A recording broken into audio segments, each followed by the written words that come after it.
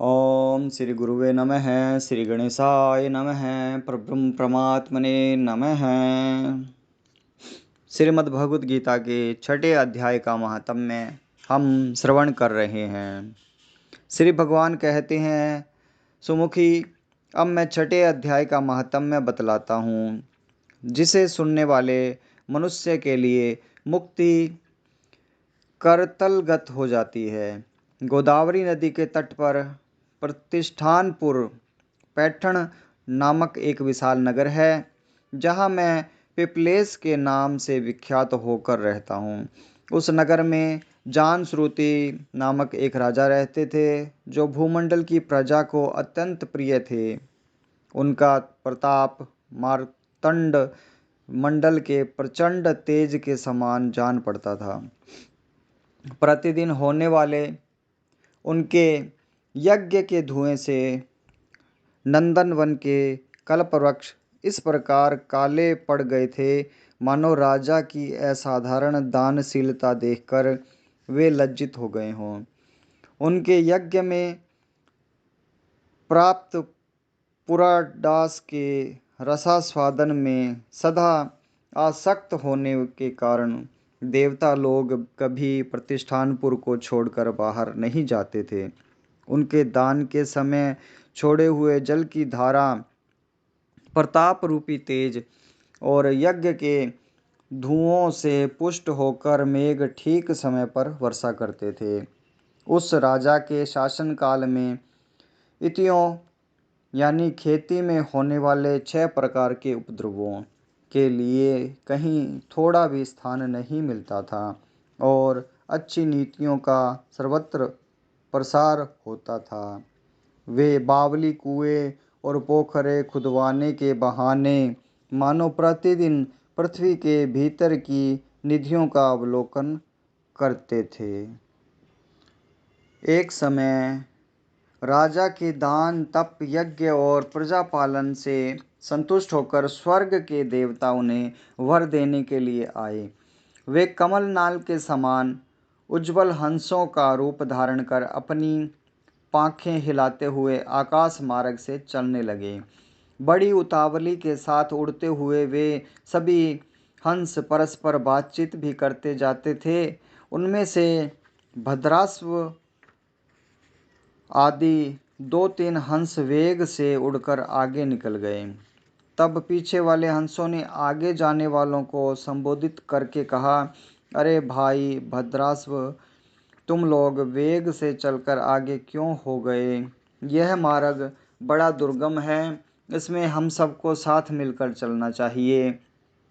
क्या तुम्हें दिखाई नहीं देता? यह सामने ही पुण्य मूर्ति महाराज जानश्रुति का तेज पुंज अत्यंत स्पष्ट रूप से प्रकाशमान हो रहा है। उस तेज से भस्म होने की आकांक्षा है, अतः सावधान होकर चलना चाहिए। पीछे वाले हंसों के ये वचन सुनकर आगे वाले हंस हंस पड़े और उच्च स्वर से उनकी बातों की अवहेलना करते हुए बोले, अरे भाई, क्या इस राजा जानश्रुति का तेज ब्रह्मवादी महात्मा रैकव के तेज से भी अधिक तीव्र है? हंसों की ये बातें सुनकर राजा जानश्रुति अपने ऊंचे महल की छत से उतर गए और सुखपूर्वक आसन पर विराजमान हो गए। अपने सारथी को बुलाकर बोले, आओ महात्मा, रैकव को यहाँ ले आओ। राजा का यह अमृत के समान वचन सुनकर मह नामक सारथी प्रसन्नता प्रकट करता हुआ नगर से बाहर निकला। सबसे पहले उसने मुक्तिदायिनी काशीपुरी की यात्रा की, जहाँ जगत के स्वामी भगवान विश्वनाथ मनुष्यों को उपदेश दिया करते हैं।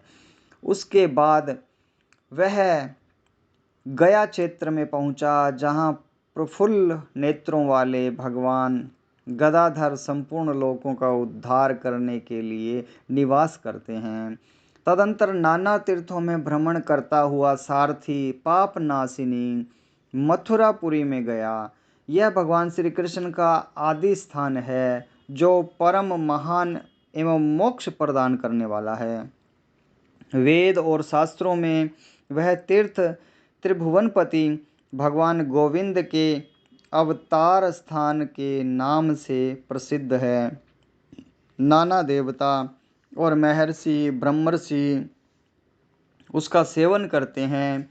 मथुरा नगर कालिंदी यमुना के किनारे शोभा पाता है। उसकी आकृति अर्धचंद्र के समान प्रतीत होती है। वह सब तीर्थों के निवास से परिपूर्ण है। परम आनंद प्रदान करने के कारण सुंदर प्रतीत होता है। गोवर्धन पर्वत के होने से मथुरा मंडल की शोभा और भी बढ़ जाती है। वह पवित्र वृक्षों और लताओं से आवर्त है। उसमें 12 वन हैं। वह परम पुण्यमय तथा सबको विश्राम देने वाले श्रुतियों के सारभूत भगवान श्री कृष्ण की आधार भूमि है। तत्पश्चात मथुरा से पश्चिम और उत्तर दिशा की ओर बहुत दूर तक जाने पर सारथी को काश्मीर नामक नगर दिखाई दिया, जहाँ शंख के समान उज्ज्वल गगनचुंबी महलों की पंक्तियाँ भगवान शंकर के अट्ठास की भांति शोभा पाती है। जहाँ ब्राह्मणों के शास्त्रीय आलाप सुनकर मूक मनुष्य भी सुंदर वाणी और पदों का उच्चारण करते हुए देवता के समान हो जाता है। जहाँ निरंतर होने वाले यज्ञ धूम से व्याप्त होने के कारण आकाश मंडल मेघों से घुलते रहने पर भी अपनी कालिमा नहीं छोड़ता। जहाँ उपाध्याय के पास आकर छात्र जन्मकालीन अभ्यास से ही परिपूर्ण कलाएं स्वतः पढ़ लेते हैं, तथा जहाँ माणिकेश्वर नाम से प्रसिद्ध भगवान चंद्रशेखर देहधारियों को वरदान देने के लिए नित्य निवास करते हैं। काश्मीर के राजा माणिक्येश ने दिग्विजय में समस्त राजाओं को जीतकर भगवान शिव का पूजन किया था। तभी से उनका नाम माणिकेश्वर हो गया। उन्हीं के मंदिर में दरवाजे पर महात्मा रैकव एक छोटी सी गाड़ी पर बैठे अपने अंगों को खुजलाते हुए वृक्ष की छाया का सेवन कर रहे थे। इसी अवस्था में सारथी ने उन्हें देखा। राजा के बताए हुए भिन्न भिन्न चिन्हों से उसने शीघ्र ही रैकव को पहचान लिया और उनके चरणों में प्रणाम करके कहा, ब्राह्मण, आप किस स्थान पर रहते हैं? आपका पूरा नाम क्या है? आप तो सदा स्वच्छंद विचरने वाले हैं, फिर यहाँ किस लिए ठहरे हैं? इस समय आपका क्या करने का विचार है? सारथी के ये वचन सुनकर परम आनंद में निमग्न महात्मा रैकव ने कुछ सोचकर उससे कहा, यद्यपि हम पूर्ण काम हैं, हमें किसी वस्तु की आवश्यकता नहीं है, तथापि कोई भी हमारी मनोवृत्ति के अनुसार परिचर्या कर सकता है। रैकव के हार्दिक अभिप्राय को आदरपूर्वक ग्रहण करके सारथी धीरे से राजा के पास चल दिया। वहां पहुंचकर राजा को प्रणाम करके उसने हाथ जोड़ सारा समाचार निवेदन किया। उस समय स्वामी के दर्शन से उसके मन की बड़ी प्रसन्नता थी। सारथी के वचन सुनकर राजा के नेत्र आश्चर्य से चकित हो उठे। उनके हृदय में रैकव का सत्कार करने की श्रद्धा जागृत हुई।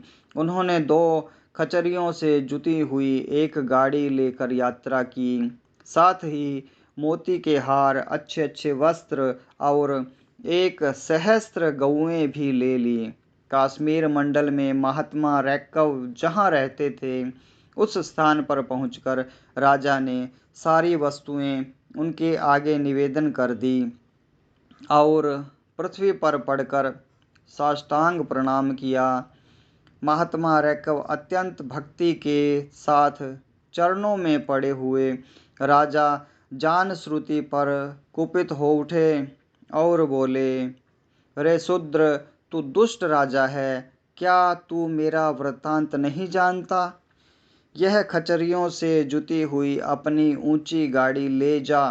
ये वस्त्र, ये मोतियों के हार और ये दूध देने वाली गौएं भी स्वयं ही ले जा। इस तरह आज्ञा देकर रैकव ने राजा के मन में भय उत्पन्न कर दिया। तब राजा ने शाप के भय से महात्मा रैकव के दोनों चरण पकड़ लिए और भक्तिपूर्वक कहा, ब्राह्मण मुझ पर प्रसन्न होइए। भगवान आप में यह अद्भुत माहात्म्य कैसे आया? प्रसन्न होकर मुझे ठीक ठीक बताने की कृपा करें, कृपया मुझे बताइए। रैकव ने कहा, राजन, मैं प्रतिदिन गीता के 6 अध्याय का जप करता हूँ। इसी से मेरी तेजो राशि देवताओं के लिए भी दुसह है। तदंतर परम बुद्धिमान राजा जानश्रुति ने यत्नपूर्वक महात्मा रैकव से गीता के 6 अध्याय का अभ्यास किया। इससे उन्हें मोक्ष की प्राप्ति हुई।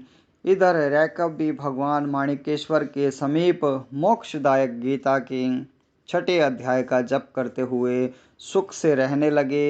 हंस का रूप धारण करके वरदान देने के लिए आए हुए देवता भी विस्मित होकर स्वेच्छानुसार चले गए।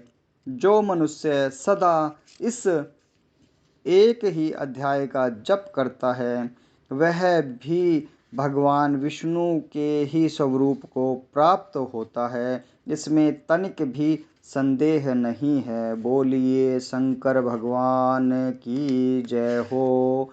नारायण भगवान की जय हो। यह हमने श्रीमद् भगवत गीता के 6 अध्याय का महात्म्य श्रवण किया है। अब हम 6 अध्याय का श्रवण कर रहे हैं। बोलिए ओम श्री परमात्मने नमः। उसके उपरांत श्री कृष्ण महाराज बोले, हे अर्जुन, जो पुरुष कर्म के फल को न चाहता हुआ करने योग्य कर्म करता है, वह सन्यासी और योगी है।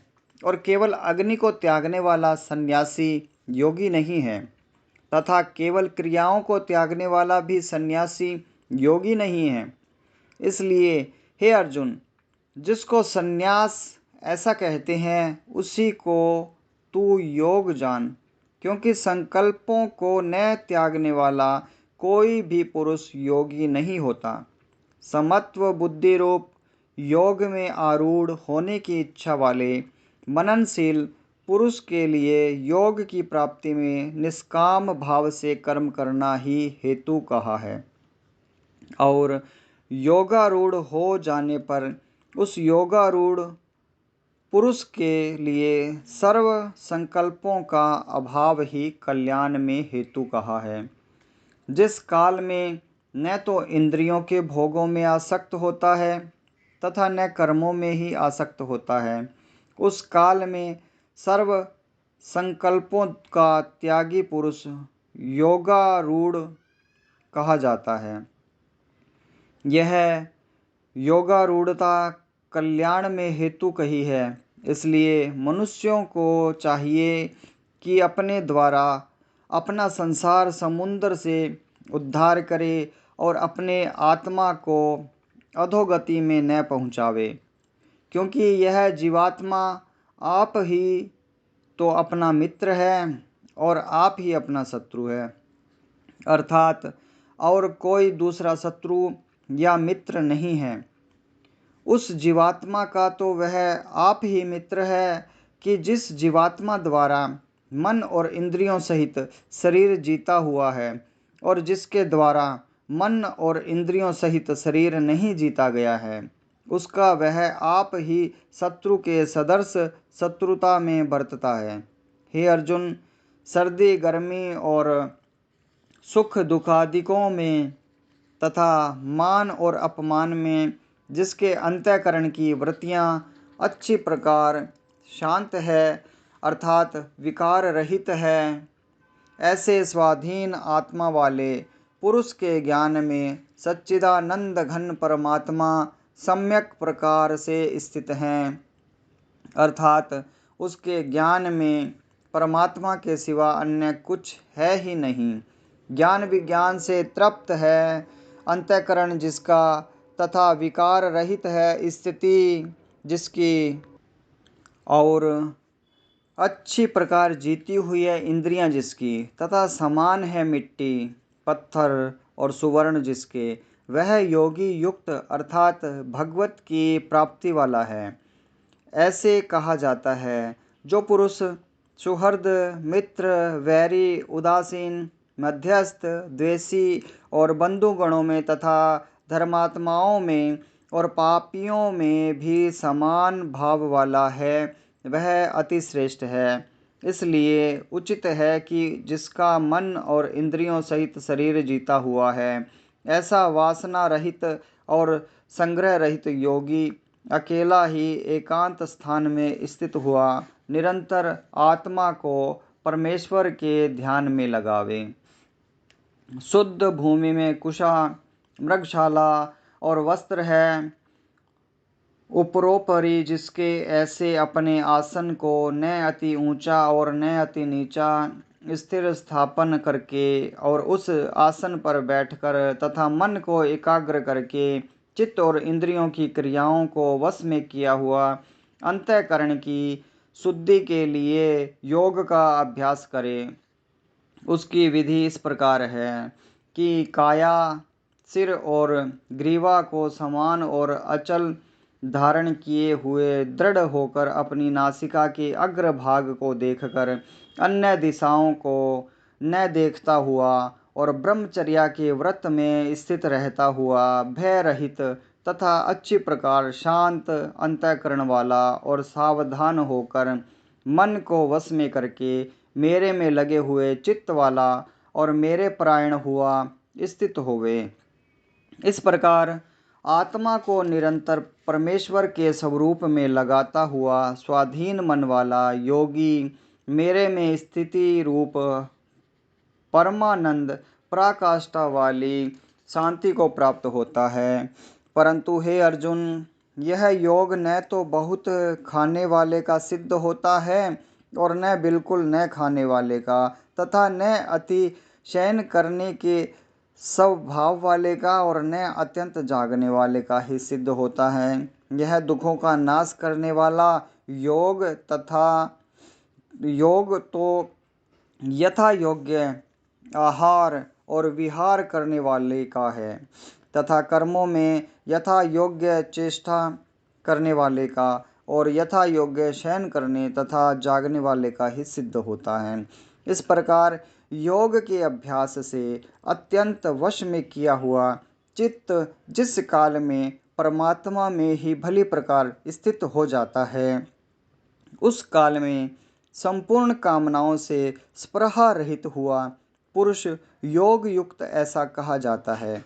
जिस प्रकार वायु रहित स्थान में स्थित दीपक चलायमान नहीं होता है, वैसी ही उपमा परमात्मा के ध्यान में लगे हुए योगी के जीते हुए चित्त की कही गई है।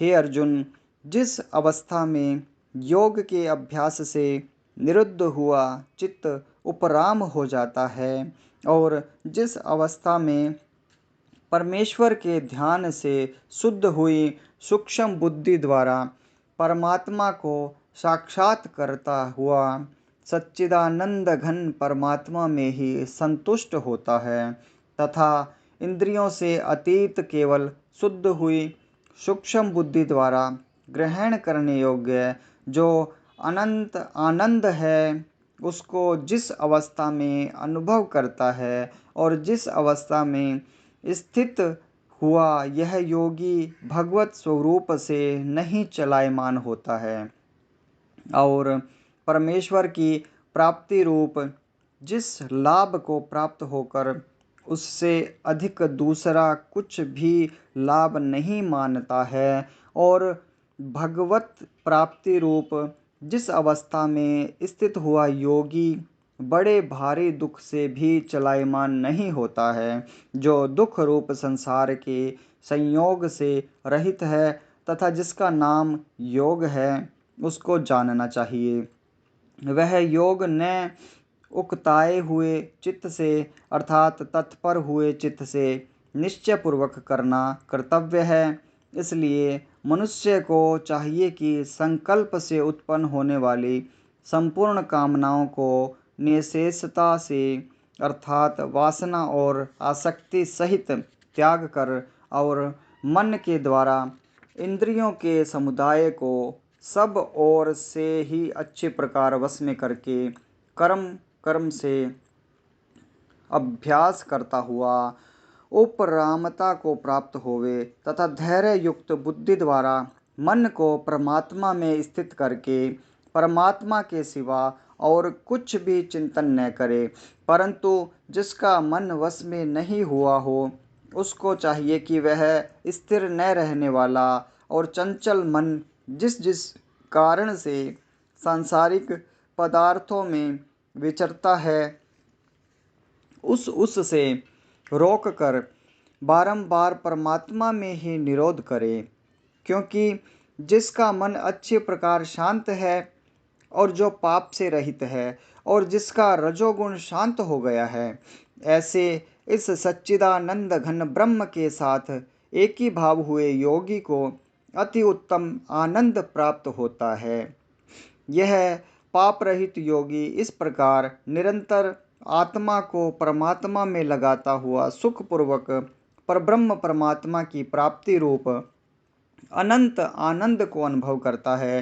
हे अर्जुन, सर्वव्यापी अनंत चेतन में एक ही भाव से स्थिति रूप योग से युक्त हुआ आत्मा वाला तथा सब में समभाव से देखने वाला योगी आत्मा को संपूर्ण भूतों में बर्फ में जल के सदृश व्यापक देखता है और संपूर्ण भूतों को आत्मा में देखता है।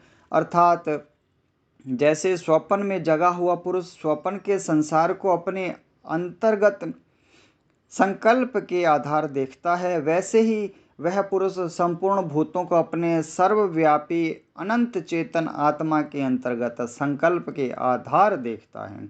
जो पुरुष संपूर्ण भूतों में सबके आत्म रूप मुझ वासुदेव को ही व्यापक देखता है और संपूर्ण भूतों को मुझ वासुदेव के अंतर्गत देखता है, उसके लिए मैं सदृश्य नहीं होता हूँ, मैं अदृश्य नहीं होता हूँ और वह मेरे लिए अदृश्य नहीं होता है, क्योंकि वह मेरे में एक ही भाव से स्थित है। इस प्रकार जो पुरुष एक ही भाव में स्थित हुआ संपूर्ण भूतों में आत्म रूप से स्थित मुझ सच्चिदानंद घन वासुदेव को भजता है, वह योगी सब प्रकार से बरतता हुआ भी मेरे में ही बरतता है, क्योंकि उसके अनुभव में मेरे सिवा अन्य कुछ है ही नहीं।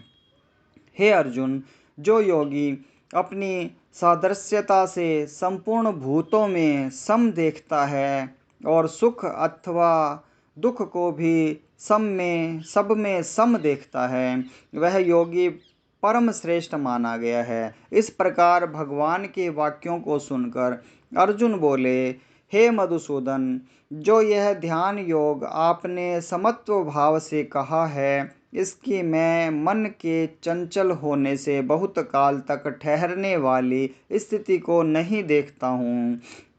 क्योंकि हे अर्जुन, हे कृष्ण, यह मन बड़ा चंचल और प्रमथन स्वभाव वाला है तथा बड़ा दृढ़ और बलवान है, इसलिए इसका वश में करना मैं वायु की भांति अति दुष्कर मानता हूँ। इस प्रकार अर्जुन के पूछने पर श्री कृष्ण भगवान बोले, हे महाबाहो, निसंदेह मन चंचल और कठिनता से वश में होने वाला है, परंतु हे कुंती पुत्र अर्जुन, अभ्यास अर्थात स्थिति के लिए बारंबार यत्न करने से और वैराग्य से वश में होता है। इसलिए इसको अवश्य वश में करना चाहिए, क्योंकि मन को वश में न करने वाले पुरुष द्वारा योग दुष्प्राप्य है, अर्थात प्राप्त होना कठिन है, और स्वाधीन मन वाले प्रयत्नशील पुरुष द्वारा साधन करने से प्राप्त होना सहज है।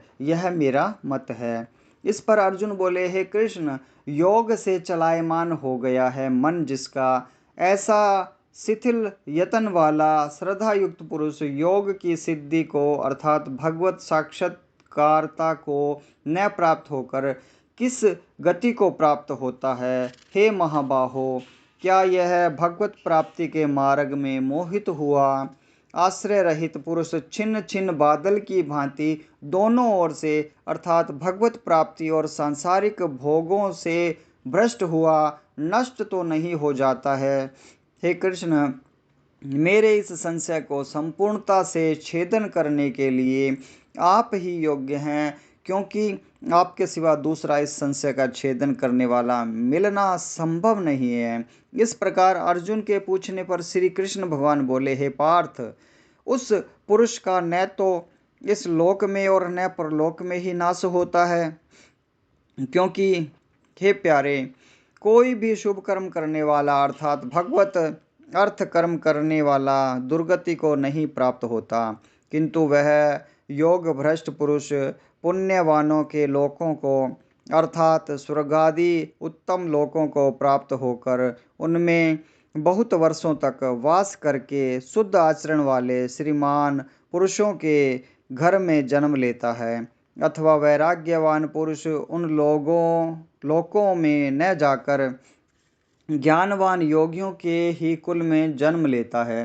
परंतु इस प्रकार का जो यह जन्म है सो संसार में निसंदेह अति दुर्लभ है। वह पुरुष वहाँ उस पहले शरीर में साधन किए हुए बुद्धि के संयोग को अर्थात समत्व बुद्धि योग के संस्कारों को अनायास ही प्राप्त हो जाता है। और हे कुरुनंदन, उसके प्रभाव से फिर अच्छी प्रकार भगवत प्राप्ति के निमित्त यत्न करता है। वह विषयों के वश में हुआ भी उस पहले के अभ्यास से ही निसंदेह भगवत की ओर आकर्षित किया जाता है, तथा समत्व बुद्धि रूप योग का जिज्ञासु भी वेद में कहे हुए सकाम कर्मों के फल को उल्लंघन कर जाता है।